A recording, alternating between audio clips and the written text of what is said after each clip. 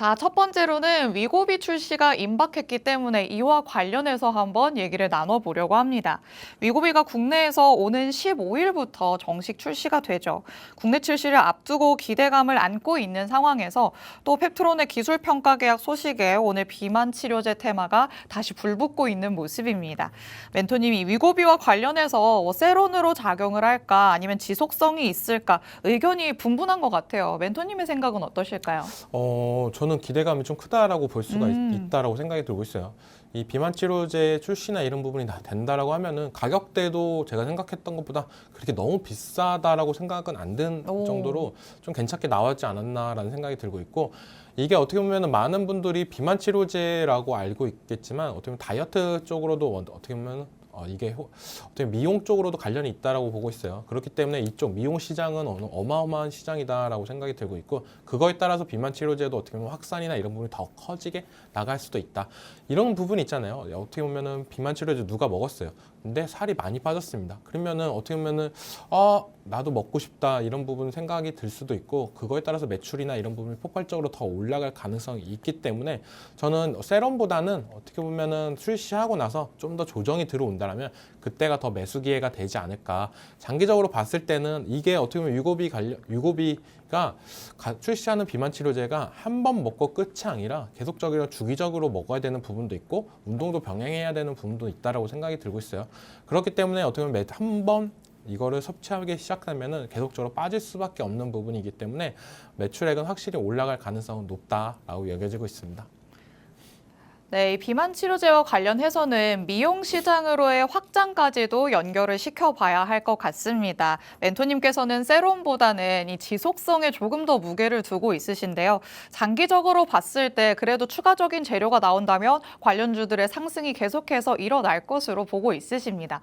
멘토님, 그렇다면 이 비만 치료제 안에서도 정말 다양한 종목들이 있잖아요. 근데 저희가 어떤 쪽에 조금 포커스를 둬야 제대로 된 종목을 옥석가리기를 할 수 있을까요? 먼저 비만 치료제 관련해 가지고는 우리나라 기업들도 많은 기업들이 개발을 하고 있습니다. 그런 부분을 좀 참고해서 개발 쪽으로 갈지, 아니면 페트론처럼 어떻게 보면 111이랑 어떤 협약이나 이런 부분이 되면서 어떻게 보면 추가적인 상승세를 나타내는 종목들도 있다라고 보고 있어요.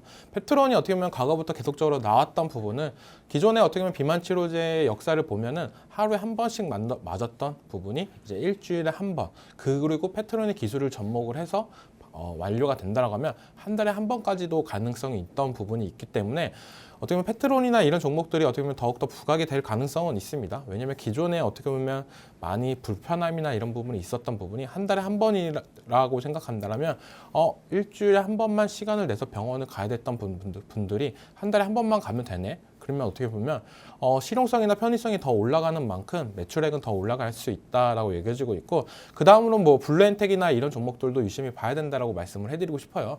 블루엔텍 같은 경우는 어떻게 보면 비만 치료제가 들어오면은 유통 관련해 가지고 더욱더 활발하게 더 일어날 가능성이 높다라고 하는 만큼 매출액인 측면이나 이런 부분이 올라갈 수 있는 부분, 그리고 아직까지도 시총이 많이 저렴한 부분이 좀 더 메리트가 올라오지 않나라고 생각이 들고 있는 만큼 매출이 직접적으로 간접적으로 나타내는 부분은 블루엔텍이 좀 더 따라갈 가능성이 높다라고 여겨지고 있고, 뭐 한미약품이나 유한양행이나 뭐 비만 치료제 관련해 가지고 많은 종목들이 있는데, 그런 종목들은 기술 개발 임상 단계가 차근차근 올라갈 때마다 조금 더 빛을 발하면서 올라가지 않을까라고 여겨지고 있습니다.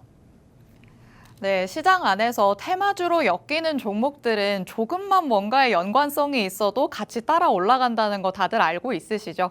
그렇기 때문에 이 비만 치료제와 관련해서 확실하게 기술 개발력을 가지고 있는지를 우선적으로 체크를 해보셔야 할 것 같습니다. 그리고 조금 더 나아가서 유통 라인까지 간다면 블루엠텍도 괜찮을 것이다 라고 의견을 주셨으니까요. 멘토님의 이런 코멘트 참고를 해보시기 바랍니다. 자, 그럼 저희는 다음 이슈로 넘어가 보시죠. 이번에는 테슬라 로보택시와 관련해서 2차 전지 그리고 자율주행까지 한번 시선을 넘겨볼까 합니다. 2차 전지가 강세일 것인가, 자율주행 쪽이 오히려 지속성을 가져갈 것인가, 이 부분에 대해서도 고민을 많이 하고 있는 분들 있으실 것 같습니다.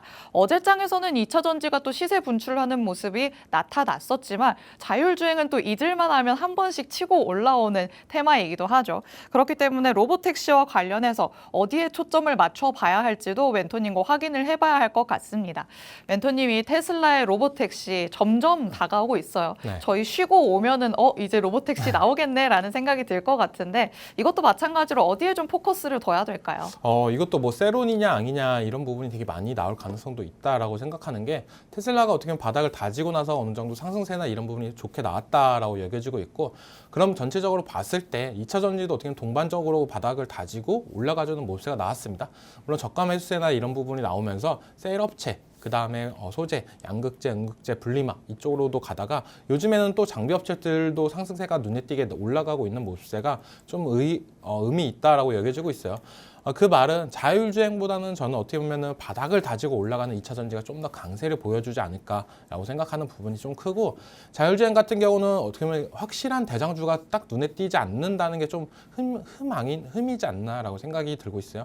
2차 전지 관련해 가지고는 LG 에너지 솔루션이나 삼성 SDI나 이런 종목들이 어떻게 보면 시세를 리딩하고 어떻게 보면 그런 부분을 나오면서 대장주 역할을 돈독히 하면서 올라가주는 모습인데 자율주행은 우리가 자율주행 관련해 가지고 어떤 종목을 사야 되지? 막상 이럴 때 딱히 시장에 관련된 호재나 이런 부분이 작용하는 종목들이 크게 없다. 시세를 리딩하는 종목이 없다는 게 좀 아쉬울 뿐이고 만약에 로보택시 관련해 가지고 출시하고 선풍적인 반응이나 이런 부분이 잘 나올 경우에는 그때 이제 대장주가 생길 것 같다는 생각도 들고 있어요. 그때 들어가도 자율주행은 늦지 않았다라고 생각하는 만큼 지금 자리에서는 어떻게 보면 관심주들을 좀 더 체크해 볼 필요는 있다라고 여겨지고 있고 전체적으로 테슬라가 얼마 전에는 사이버 트럭을 공개했던 부분이 있었죠. 그때 나오고 나서 좀 기대치가 많이 하락했던 부분도 있었습니다.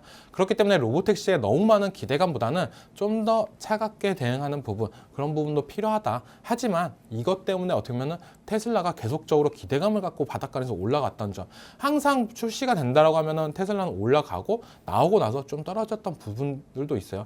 워낙 기대감이나 이런 부분이 제일 큰 종목이기 때문에 하지만 앨런 머스크도 계속적으로 로보택시 관련해 가지고 얘기가 나왔던 부분은 이건 완전 혁신적인 부분이다. 뭐라고 했냐면 이것 때문에 이제 자동차 판매나 이런 부분이 많이 줄어들 수는 있지만 더욱더 어떻게 보면 회사 차원에선 더욱더 큰 프로젝트가 될 가능성도 있다라고 얘기했던 부분이 크다라고 저는 느껴지는 만큼 어떻게 보면 개인들이 전기차를 구매하는 것보다는 기업들이 전기차를 구매한 다음에 널리 확산하는 부분 이런 부분이 나올 경우에는 폭발적인 판매량이나 이런 부분이 더욱더 올라갈 수 있다라고 여겨지는 만큼 저는 좀 보고 기대해 볼 만하다라고 말씀해 드리겠습니다.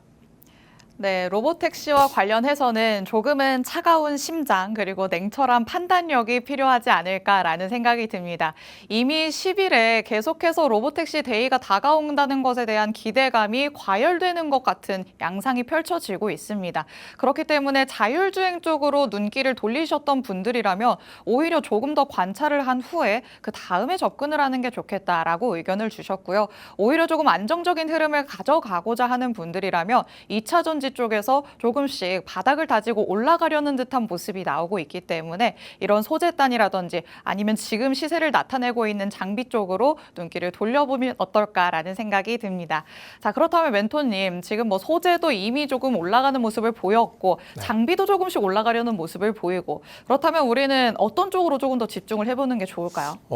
저는 셀업체를 좀 보자. 어차피 어떻게 보면 1차 상승세부터 올라갔던 종목들을 본다라고 하면은 가장 먼저 셀업체들이 올라갔다라고 생각이 들고 있고 그 다음에 뭐 에코프로나 양극재나 음극재 사들이 올라갔다. 그 다음에 요즘에 장비주들이 올라가고 있다고 생각하는데 이 장비주들 같은 경우는 어떻게 보면은 계속된 상승세나 이런 부분이 좀 더딘 부분도 조금 있다라고 생각이 들고 있어요. 그 중에서 제일 안정성은 어떻게 보면 셀업체가 제일 탄탄하게 올라갔지 않았나라고 생각이 들고 있고 어떻게 보면 2차 전지 전기차만 바라보고 어떻게 보면 셀업체들이 대응했던 부분이 아니라 그걸 떠나서 ESS까지도 매출을 확장하려고 하는 부분도 많이 나오는 만큼 저는 어떻게 보면 셀업체가 좀 더 집중적으로 호재가 있지 않나라고 생각하고 있고 그거에 따라서 어떻게 보면 우리나라 기업들도 많이 확장세를 나온다라고 생각이 들고 있어요. 가장 중요한 거는 미국의 공장 건립이나 유럽의 공장 설립이나 이런 부분이 나오는 만큼 좀 더 탄력성을 받으면 추가적인 상승세는 나올 가능성 있다라고 여겨지고 있습니다. 네, 2차 전지 안에서 조금 더 구체적으로는 어디를 들여다볼까 고민하고 계신 분들 멘토님께서는 셀업체에 조금 집중해보자라고 의견을 주셨으니까요. 멘토님의 의견 참고해 보시기 바랍니다. 자, 그럼 저희 마지막 이슈 만나보도록 하겠습니다. 자, 뒤에서 만나보자라고 얘기를 했었던 삼성전자의 잠정 실적에 대한 얘기 오늘 장에서 안 할 수는 없을 것 같습니다. 개장 직전에 삼성전자가 3분기에 잠정 실적을 발표를 했죠. 영업이익이 컨센서스를 1조 6천억 원 넘게 밑돌면서 말 그대로 어닝 쇼크다 이런 기사들이 쏟아져 나왔습니다. 멘토님 그래도 이런 실적 부진이 사실 예견이 됐었던 상황이잖아요.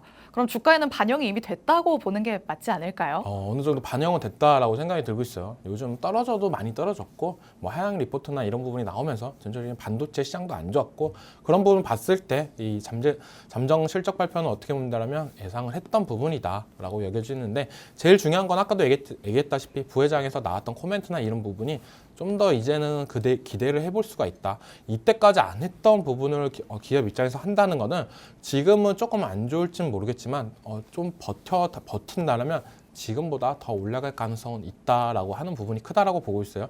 어떻게 보면 나서기가 되게 힘들다라고 보고 있는 부분이 내가 어떻게 보면은 이거에 대해서 지금 안 좋을 수도 있지만 나중에 더 좋아질 가능성이 있다라고 언급을 했는데 안 좋아진다라고 하면 어떤 책임감을 질 수밖에 없다라고 저는 생각이 드는데 그런 부분을 어떻게 보면 공식적인 자리에서 말을 했다는 거는 자신이 있다라는 걸로 저는 뜻하는 부분이 있다라고 여겨지고 있고 지금도 어떻게 보면 주가는 많이 떨어졌습니다. 지금 누가 봐도 이 자리에서는 사도 괜찮지 않을까라고 하는 가격대까지 떨어졌다라고 생각이 들고 있고 작년에 비해서 지금 실적은 엄청 좋게 나왔어요.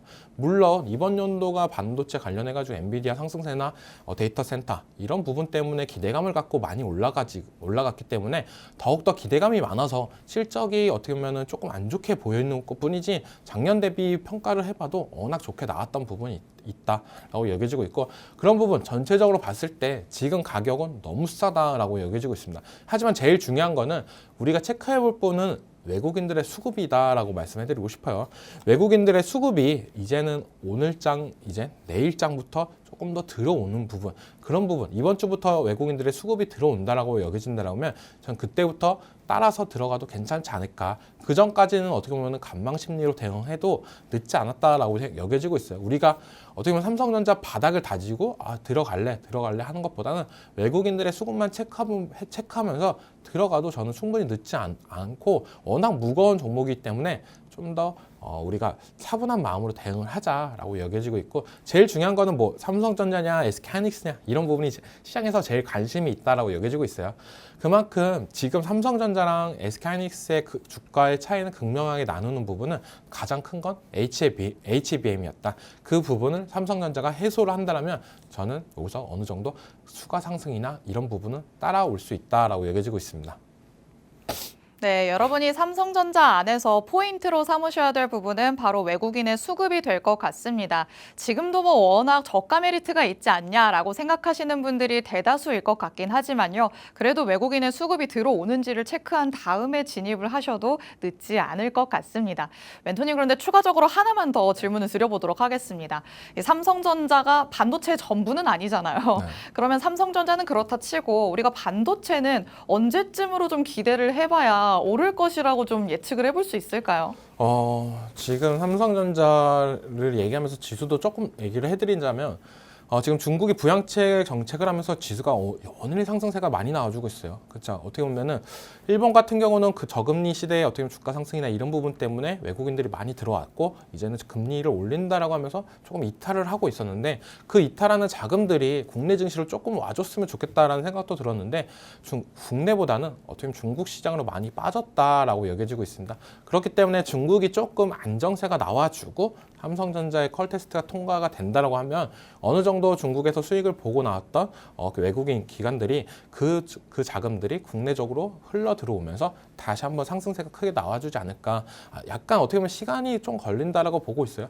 전체적으로 삼성전자만 보는 게 아니라 국내 증시만 보는 게 아니라 전체적으로 아시아 증시까지도 전체적으로 본다라고 하면은 지금의 어떻게 보면은 미국이 올라가지만 한국이 못 올라가는 이유 이런 부분은 어떻게 보면 중국이 너무 잘 가기 때문에 그쪽으로 수급이 많이 쏠렸다. 그 수급이 어느 정도 안정화가 된다라고 하면은 국내 쪽으로 자금이 들어오면서 외국인들 수급도 들어오면 삼성전자도 충분히 올라갈 여력은 있다라고 여겨지고 있습니다. 그 전까지는 조금 대기했으면 좋겠다라고 생각이 들고 있고, 삼성전자가 어떻게 보면 전체적인 반도체 시장을 리드를 하고 있지만 저는 거기 안에서도 어떻게 보면 올라갈 수 있는 종목들은 많이 있다라고 보고 있어요. HBM 관련주들 그리고 CXL 관련주들 이런 종목들은 아직까지도 상승 여력은 조금 있다라고 여겨지는 만큼 그런 종목들을 대응하자라고 말씀해 드리겠습니다.